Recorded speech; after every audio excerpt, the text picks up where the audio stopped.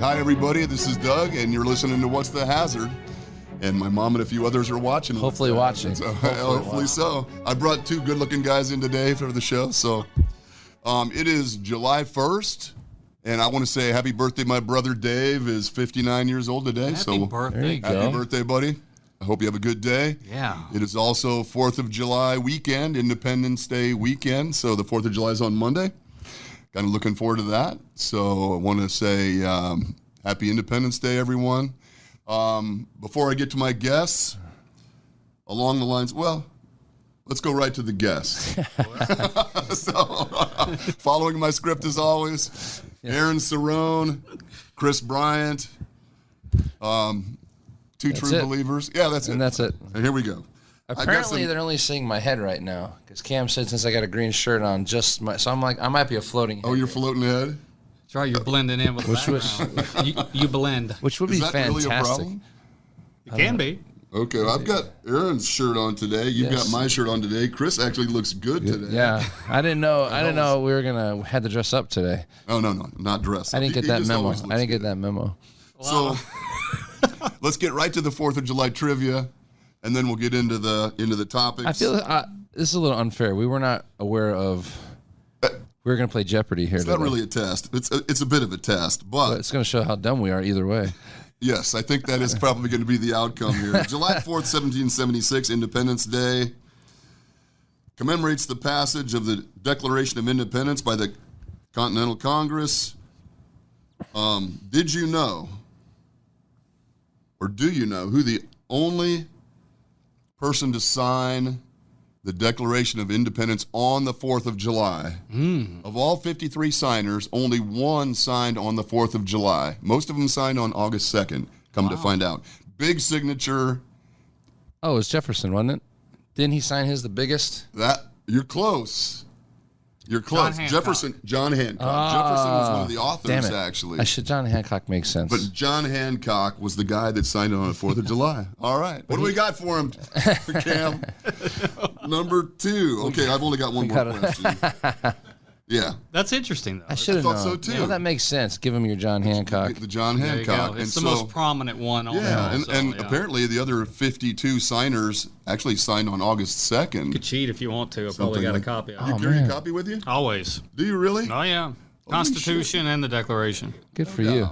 That's awesome, man. So here's the next question. And that one. Is that the Bible? Yep. I carry the Constitution and the Bible every day, everywhere I go. Do you really? Yeah. Very you said cool. I'm a true believer, man. You are a true believer. Amen, brother. Question number 2.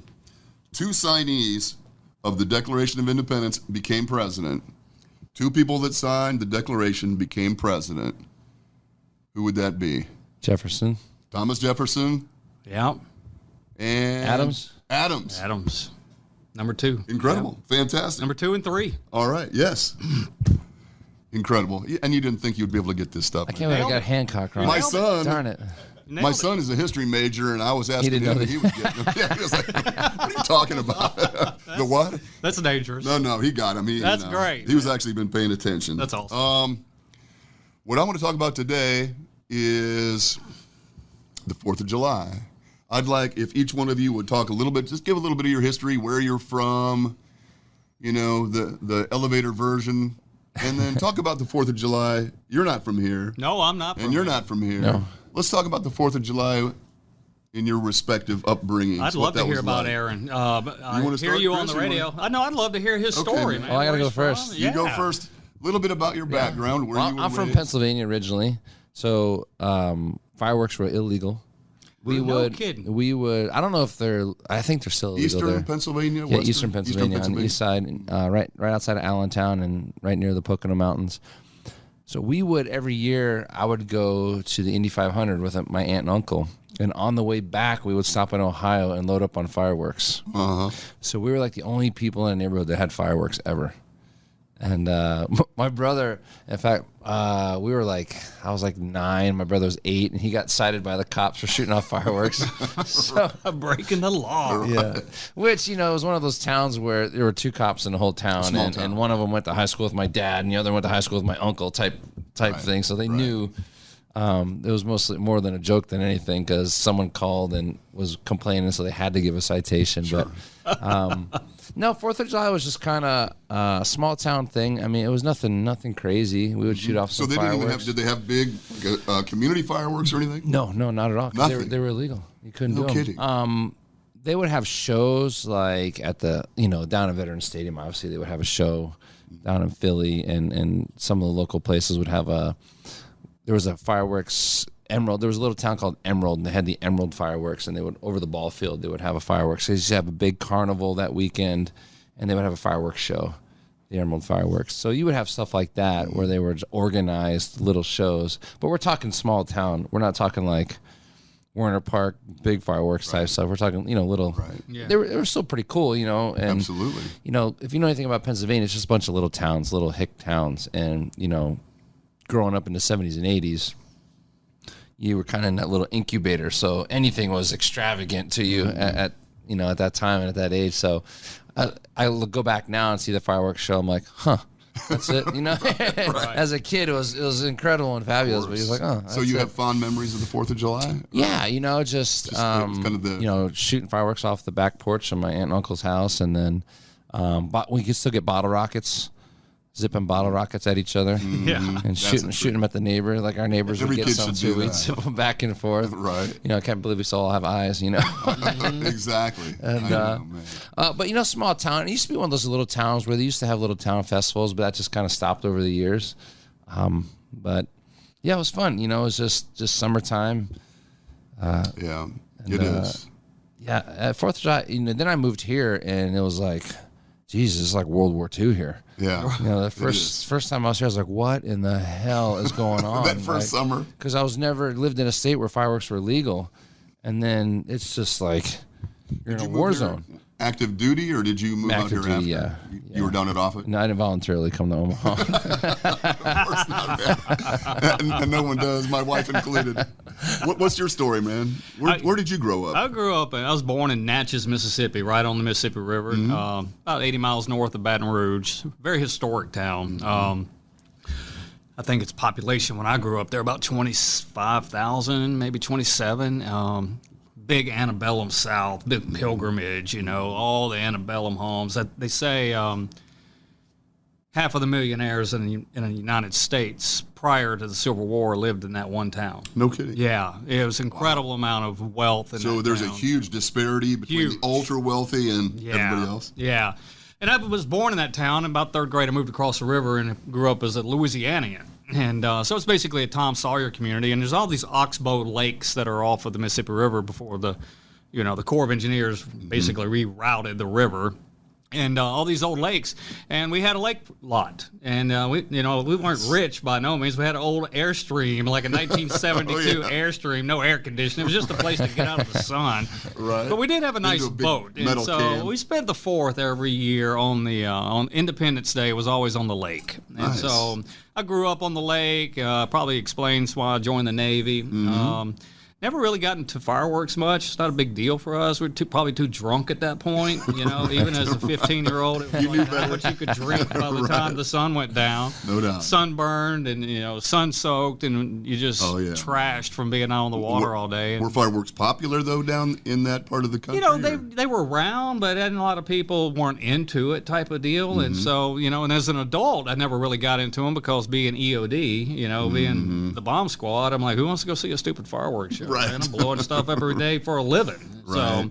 So just never been a big thing with me. I enjoy them, don't get me wrong, but I've also lost a lot of friends to fireworks. Trying to disarm them. There's no good way to dispose of them. Here's the safety moment for the day. Exactly. And so there's a great video on csb.gov called Deadly Contract, and it's about 5 bomb techs that were trying to disarm fireworks that were confiscated from a ship in China, illegal fireworks. And you can watch the video and the investigation. They did some went bad, unsafe practices, and they didn't control their ignition sources, and they were disassembling them. They had black powder everywhere, and no kidding, it lit them up, man. Killed all 5 of them. So that wasn't that long ago. I think about 2011. But prior to the Iraq, 9/11. Prior to 9/11, I'd always been told that we had lost more bomb techs in the military to fireworks than anything. No kidding. And then obviously, 9/11, and then the campaigns over in Iraq and Afghanistan and IEDs, which is now the number one killer of that line of work. But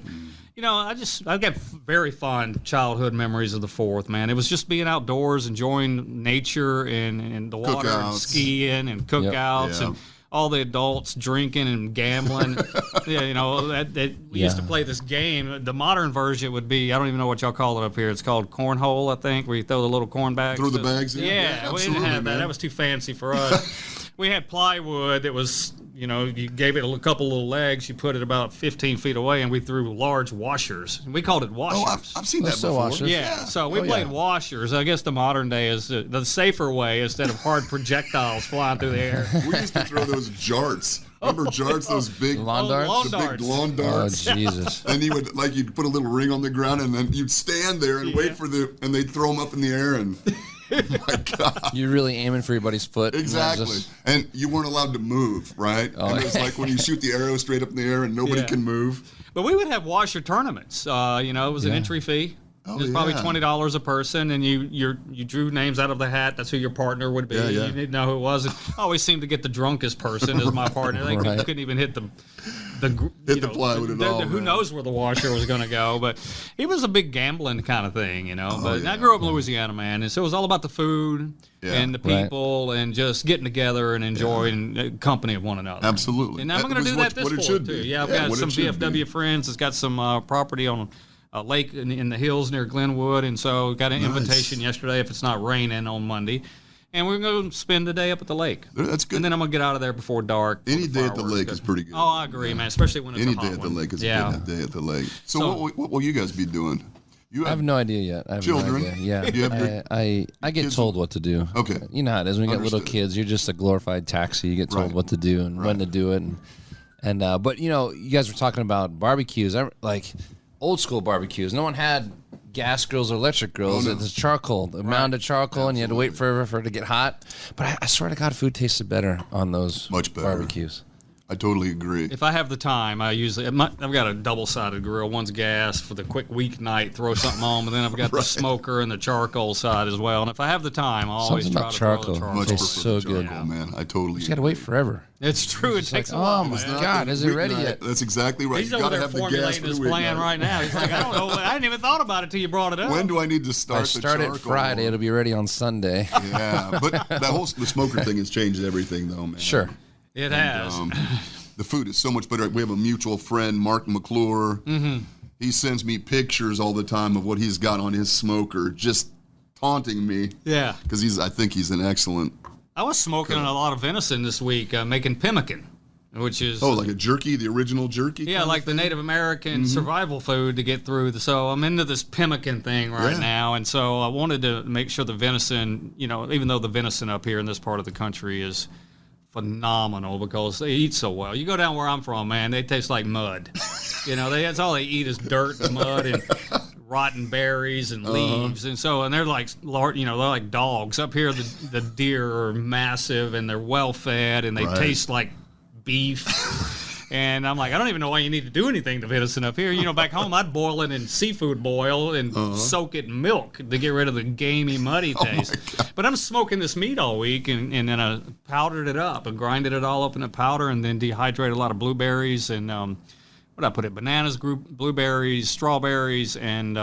was that the traditional way? They would take berries and dehydrate them and smoke the bison or the buffalo, and the venison, and then they would put it in a mortar and pestle and grind it into a powder and then melt down some beef fat. No kidding. And that's what I did. I made beef tallow this week. I called a butcher here in Omaha. I'm like, hey, man, what are you doing with all that fat? And he's like, I throw it in a garbage can. I'm like, hey, man, I don't want to do that.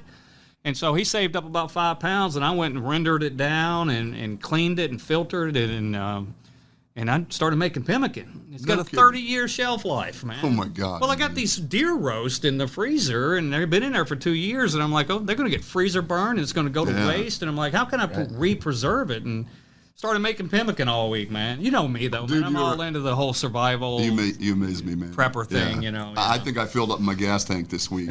That's about the extent of my preparation. Yeah, no, I was rendering beef fat and dehydrating venison. So, and I got 7 organic gardens that I'm working. That's eating up all my time. Yeah, that takes a lot of time. Well, let's talk a little bit about leadership. I mean, you two guys are the kind of my go-to leadership experts, leadership motivation, discipline, all of those things. I get a lot of questions about leadership, and then I have to wait until I'm around one of you guys to ask. What if you were talking to do you call them like E-levels, E-suite? Who are the executives? What's that? Yeah, I mean, C-suite, E-suite. Yeah. If you're talking to an executive, what do you tell an executive about leadership versus what you tell that frontline supervisor? If you're talking leadership, what does an executive need to know about leadership that's going to filter down through their company versus, the skill set that frontline supervisor needs that's juggling production and all those other forces? Is that a question? I mean, I would be hesitant to tell them anything, to be honest. I'd be more interested in what are they struggling with. The E-suite guy, the executives? I mean, at any level. Like, what are they struggling with? What issues do they feel like they're having? Sometimes they feel like they're struggling and they're not. So I'd be remiss just to say you should do anything, because clearly they're successful by getting to where they're at. So they're doing a lot of things likely more right than wrong. So I generally would just sit down and just get an idea of where they're at, how they feel things are running, where they feel they're struggling, why do they feel they're struggling with that? Is it really a problem, or is it just, are they hypersensitive to just their situation? Because if you're always trying to improve, you're like, I don't think this is going well. I'm like, dude, you're like light years ahead of everybody else. Yeah. So you need to have that like more of a discovery conversation before I would suggest anything. Interesting. That's a good comment.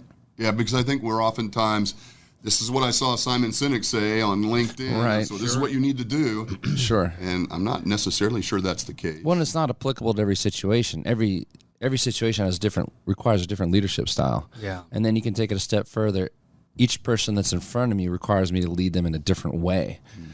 So you can't broad brush. I can't say do this and think it's going to apply to everywhere in the company. Mm-hmm. That'd be ridiculous. That's a good point. Yeah. And you talk to these guys. You talk to these executives. I know that's part of your business and your consulting world is getting in front of these executives and giving them some thought-provoking stuff. I think that is to complement what Aaron is saying. Every situation is different, and obviously they've excelled in their personal career. And one thing that when people are like junior supervisors and just coming into that role, one thing, and some of the more successful people have figured this out, is that how are you going to lead other people if you don't even know how to lead yourself? So you got to be disciplined. You need to be able to walk the walk and just not talk the talk. But when it comes to the C-suite, just a couple words of wisdom, and it's in line with what Simon Sinek says on many things. One of my favorite books from him is Leaders Eat Last. Mm-hmm. And so take that concept of when things are going well and good, lead from the rear. Be visible. But just let that incredible amount of talent that you hired do what you hired them to do. But when things are not going well, lead from the front. So when it's a shortfall or there's an opportunity that needs to be captured, then get up front, be visible, lead the way. But when everything's running smooth or whatever, you don't have to be up front. It looks like you're kind of hogging the glory. And boy, I've served with a lot of people in the Navy, especially in the diving community, that, man, you couldn't find them out on a dive station. When it came to the daily grind and getting out there and doing that diving work and all those bounce dives and it's just rough, you couldn't find these senior leaders. But as soon as Senator Strom Thurmond called and they wanted us to go find a body that had drowned because it was a family friend, they were the first ones to suit up. Yeah. We called them glory divers. Yeah. And it's pathetic leadership is what it is. It's that they don't show up until there's cameras rolling. And you don't be that kind of person because everyone notices. Yeah. Just be mindful that everybody's watching all the time. And if it's going well, lead from the rear, man. But be visible, be there for them, support them. Look at what Aaron said. Everyone in every group and every department is going to need a different kind of focus or what needs to be enhanced. And sometimes you can just do that by a little bit of coaching, lead from the rear. But when things are struggling, or things aren't going well, or crap's hit the fan, or the shares are plummeting, then it's time to step up. Throw some shoulders. Yeah. You've been put in that position of responsibility. It's time to be accountable for that responsibility, and you need to step up and go up front with that. And that's what people really look at and admire. And everybody has a lot of good thoughts, but putting them into action sometimes can be difficult for people. So that would be my recommendation. Interesting. You know. So I was reading a little bit this morning in preparation, which is very unlike me. But you two guys intimidate me. So Doug's also been drinking. Yes, it is Friday. And so I was reading a little bit about the characteristics of a good leader. And, again, that's just regurgitated information. But one of the comments, one of the characteristics of a good leader was confidence. Mm-hmm. And I'm wondering, where does confidence come from? How do people develop confidence? What does that mean? Because I've been around managers who weren't necessarily great leaders, and it was more of this either arrogance or sometimes it's not even arrogance. Sometimes it's just a lack of self-confidence that is presented as this confidence, Yeah. Overcompensating. This for lack of. overcompensation. Exactly. So where does confidence come from? I think it's a core value. As a matter of fact, growing up in Louisiana, I believe it's in the state motto. Confidence. And so, you think about people from where I'm from, not everyone. Obviously, you can't group everybody into this big lump sum. But for the most part, people from where I'm from are very confident people. They have to be. Native Louisianians were kicked out of every country or every place they've tried to settle. Right. They were kicked out of Europe. They were kicked out of Canada. They were kicked out of Maryland, and eventually ended up in the toilet bowl of America where all the crap flushes out at the Mississippi River, and nobody wanted that land to begin with. And they're like, oh, you can have it. So when you have all this adversity, you kind of actually build, and as you persevere, you persevere through adversity, it builds confidence. Experience is in there as well, these lessons that we've learned in life. So we don't have fear of the unknown. It ain't unknown anymore. I've already been through this, bath by fire. And so there's that confidence. People ask me, like, how do you go down and cut those wires on that bomb? How do you know what to do? Do you ever, get scared or whatever? I'm like, you just don't think about it. I just block it out. I'm like, this is my mission. This is my task. I'm confident in my abilities. I've been well trained. I'm disciplined. And I've got a pretty analytical mind, and I'm going to get this done. It's that, it's a Nebraska thing. Larry the Cable Guy, get her done. I'm confident. I tell people that sometimes my confidence is my fault.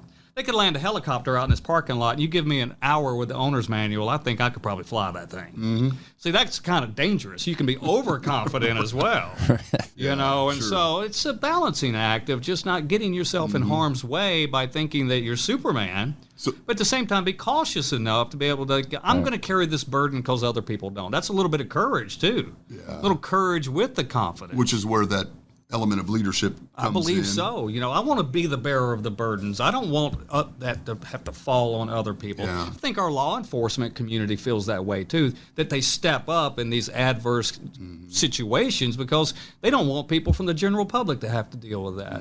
I think what you teach in self-defense and physical fitness and discipline and all that is to help build confidence. 100%. That's a good point, man. It's really it, man. Yeah, I would agree. It's a great way to go through life. That's why I go to the gym.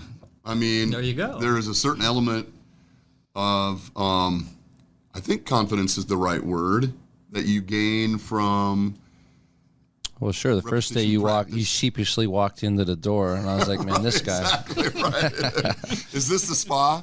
Is this the day spa?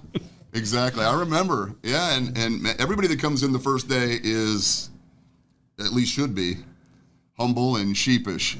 Don't you think? No. Well, I mean, I think anytime you enter a new environment, you should come in with a sense of,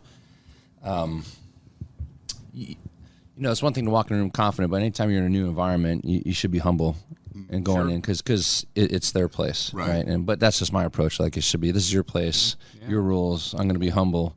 I'm not going to roll in like I own the place because that's courtesy. Absolutely. It's just courtesy. And right above the door into the dojo, it says, "Check your ego." Check your ego. Yeah. Right above the door. Love that. Some people need to be reminded of that once in a while. But what's funny is I think confidence, there's that fine line between confidence and arrogance, to your point. I think the big piece, and when it comes to leadership and confidence, is also being confident to take the blame and take the face shot, where I think a lot of leaders miss. They're very confident in barking orders, very confident coming up with ideas, very confident I'm the expert, but when things go wrong, the fingers start to point and it's everybody else's fault. The glory hounds, to your point. Yeah. You see that a lot in the military. People get confident because of their title. And they got this title, they got promoted, they got this rank, and they're constantly trying to prove themselves as a way to kind of just re-bolster their confidence. I find a lot. You may have experienced the same thing. And but anytime something goes wrong, it's never their fault. Or, they're constantly doing things to bolster their confidence, to remind themselves why they got this position or why they got this title. And I think a real confident leader is the one that's confident enough to come up with ideas, confident enough to get people what they need and then get out of their way. Like, I'm confident that you're going to do your job. Right. I'm confident. All I got to do is get you the things you need. I need to get out of your way and let you, because if I'm down in the weeds, then no one's leading this place anyway. That's not where I'm supposed to be. That's why you're here. And then I'm also confident enough, and you're going to be confident in me. If it goes sideways, I'm going to step in front and take the face shot. Amen. And then fix whatever got screwed up, because we messed it up, not you. We messed it up. And I think that's a piece that gets missed a lot in a lot of cases. I agree. And it's that, that whole accountability piece, which I think our society is struggling with right now, is accountability, and that permeates everywhere. And I think that's what really separates like good leaders from great leaders. Yeah. That they're willing to step in front, take the bullet, because after all, they're the figurehead, right? You should not just take the glory; you should take all the punishment as well, and then get and absorb that for your people. And then put the things in place so it doesn't happen again. Everybody makes mistakes. All of us do. We make mistakes, and when I'm coaching some of the junior leaders, that how do I do this? How do I handle this situation? Like, your folks are going to make some mistakes, man. It could be an inventory problem that costs the company quite a bit of money. It could be some kind of damaged equipment. You can come up with any scenario you want to. I said, but one thing that I always try to do in my 25 years of working for the federal government in various roles, is that anytime someone would make that mistake, I would always take the blame, at least for the first one. It's exactly what you're saying, Aaron. I'd say, hey, man, here's the problem right now. We have this 3-phase quality control process that, we go through this preparatory phase to make sure you got all your tools, that you got all the equipment you need, you've got the knowledge, you've got the skill set. Then we're going to go out and do an initial thing, and I'm going to go coach you up on how to do this procedure. Anytime we go out to a new job site and we're going to do demolition, blow some stuff up, I just don't, hey, here's the blasting caps and C4, go have a good time. No. Thank you. It don't work that way. A party wants to say that. That's right. We're going to go out and we're going to make sure that you're fully prepared, that you know all the safety precautions, everything's in line. So everything, if there's no wrong questions here, there's no bad question. If you don't know, not asking is the only big problem here. So we're going to have you fully prepared. And then we'll go out and do this with you, make sure you're doing it the XYZ corporation way. And then after that, I'm just going to stop by occasionally and make sure you're still following that kind of procedure. But people make mistakes all the time. And when that happens, I always come up to them and say, hey, man, I'm going to own this one for you, because I'm going to lay the blame on me, because I thought once we got through that preparatory and initial phase that you were ready, but apparently you were not. And that's on me. I should have been a better evaluator of you, of where you were in this training process or this knowledge or this skill set. And so I apologize for selling you short. We're going to go back and we're going to do this again. But after this one, you're going to have to start owning it yourself. But we don't want these to repeat. And so I always take that first one, that first screw up, I put it on my shoulders and like, I'm going to eat this one because, well, it's the right thing to do. And I probably didn't spend enough time with you as I should have. Maybe I did let you down. It's always on me, Right. As the leader of this team or this squad or the group.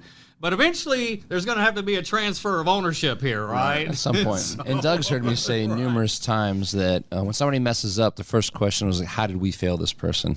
Thank you. Like, did we not prepare them? Was it the wrong procedure? Did we not train them properly? Did we rush them through the onboard because we needed somebody out there? And, how did we fail them? And usually 9 times out of 10, it is the company that failed that person.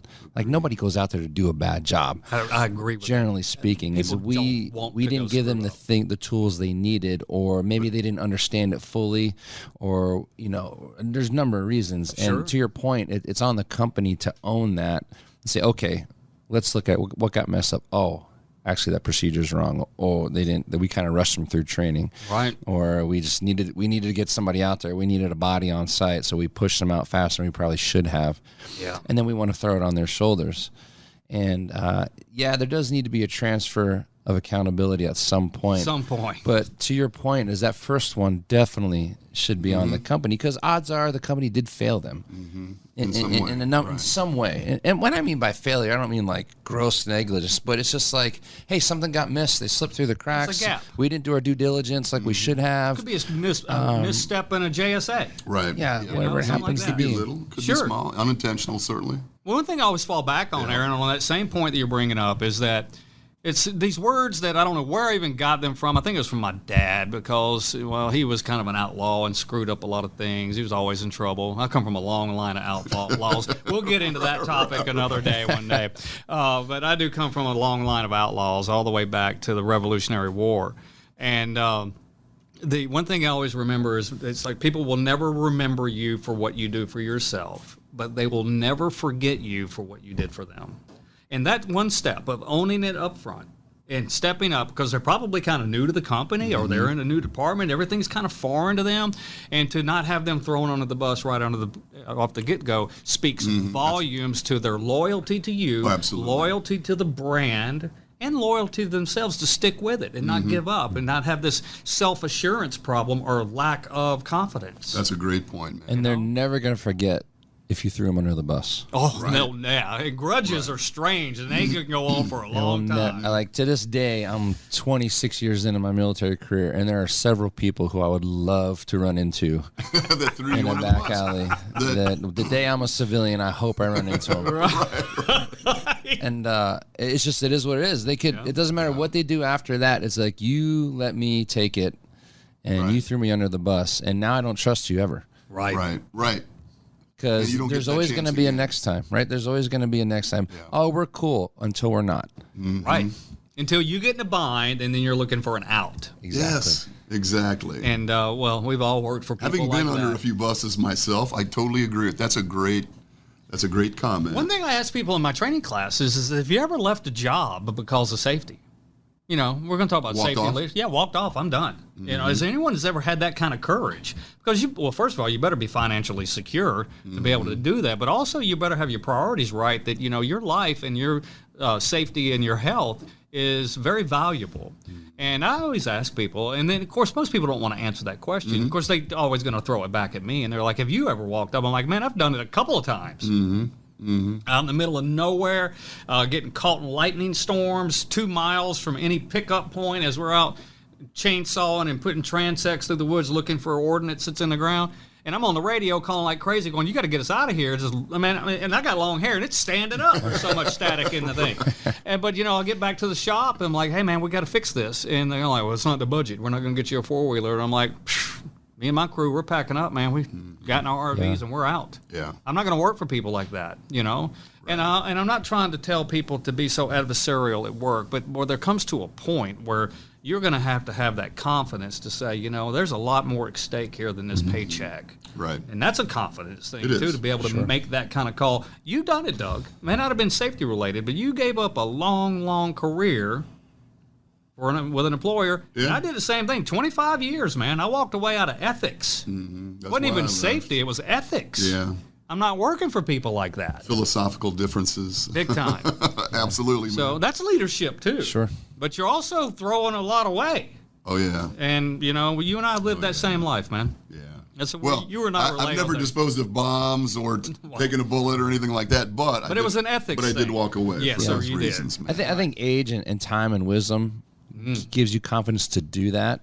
I find people younger in their career won't do that because they don't want to rock the boat. They're still worried about their career. Right. You get older in your career, you're like, "Oh, F it, I don't care. I'm almost done." And I had an experience. We were it was pouring rain one time. We were getting ready to fly, And I got on. We happened to be the first to get on the jet, and we had this particular jet it's tons of electronics on it, and there's these big breaker panels, and there was water coming out of one of the breaker panels, and I was like, oh my! And I looked at it, I go, well, that's probably not good. No.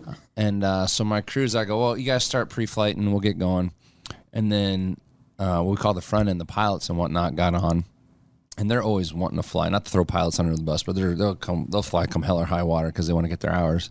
And the pilot gets on. I was like, hey, man, I don't think we're going today. Look at this. He goes, well, let's not be too quick to cancel this. You know, we can. I'm like, come on, man. He's like, well, just not be too quick.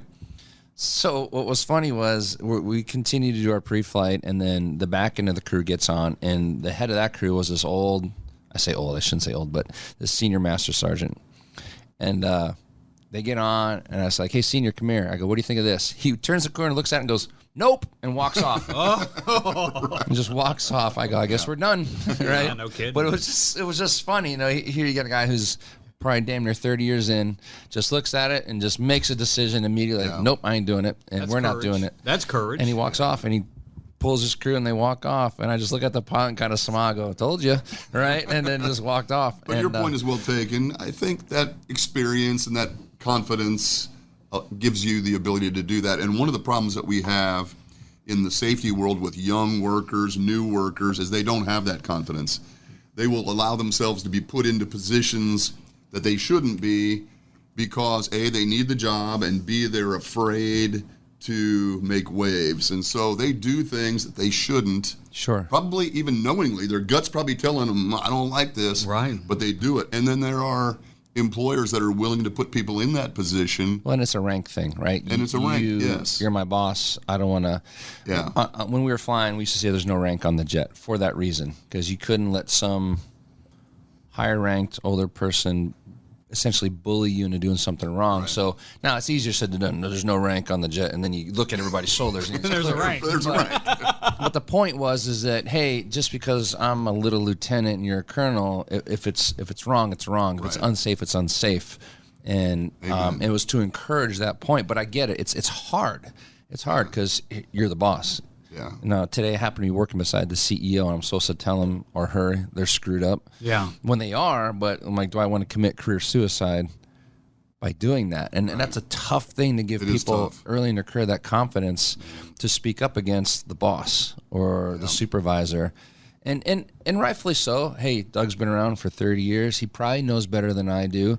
I'm going to default to that. This feels weird, but he says it's fine, but it still feels weird to me. But I should trust him because he surely wouldn't put me in a bad place. That's a great point, too, man. Absolutely. Guys, we are rolling up on time. I know we have to leave on time. The hour goes by in about 15 minutes. One parting thought can be about the 4th of July. It can be about leadership. It can just be about your garden. Give me a parting thought. Either of you, both of you. I'm hoping that we can do this again because I think we could probably put hours and hours on tape together. Yeah. But Cam's giving me the signal. The stink eye. Yeah, just like my dog Chuck. I get that same look. Are you hungry? Do you want a bowl of food? Is that what he needs to be walked? Yeah, he needs to go outside.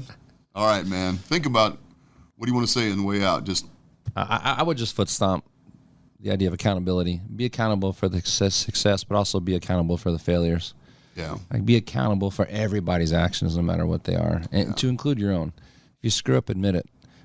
It goes incredibly far with your employees and your company when you're willing to admit you screwed up in front of people. And they see that you're willing to admit that. They see that you're not going to throw somebody under the bus. They see that you're willing to admit fault in your own humanity.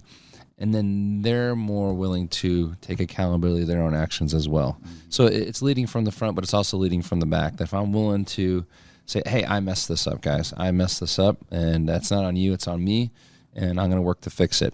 And then they're more likely to do the same. Love it. I guess I'll stick to the theme of independence, Independence Day and freedom. Follow your own heart. When you know things should be better, step up to be the person that does that. Don't always prescribe to dogma, which is other people's thinking. Sometimes your own intuition and your in your heart is leading you to something that's the right thing to do. And that's truly leadership. You know, it doesn't cost you a dime to be nice to folks, but it could cost you everything if you're not. And put other people first. If you do that and you're Curtis and you're always thinking about what will my mom think if I do this, or what will my boss think if I do. I tell people all the time, I'm like, hey, come in after a weekend if it's been raining and you couldn't do anything, hand me a couple of FEMA certificates that you took a couple of 1-hour emergency preparedness classes just sitting around instead of watching videos all the time. And you come in and you hand me a couple of certificates on emergency response. I'm like, look at you, Mr. Go-Getter. Right. Your credibility just shot to the top. And my confidence in you to have that kind of initiative, just follow your heart to just be the better person every day and put other people first. And if you do that, man, you're not going to fail. You're going to be just fine. And you're going to be a great leader of yourself, and other people are going to see you as a strong leader as well. I agree. I like it. Awesome, fellas. Yes, sir. Guys, thank you very much. This has been a pleasure, my pleasure, having both of you on. These are my true believers. And have a safe and enjoyable holiday weekend. I typically head to the basement with a bottle of bourbon and hide on the 4th of July because it scares the crap out of me. With Chuck. Chuck and I are both down there. Chuck's shaking, I'm shaking. But be safe. Keep doing what you're doing. This what we're doing is really important stuff. So have confidence. Keep doing it. These are the two experts, and we'll talk to you next week. Take care. Happy 4th, everyone.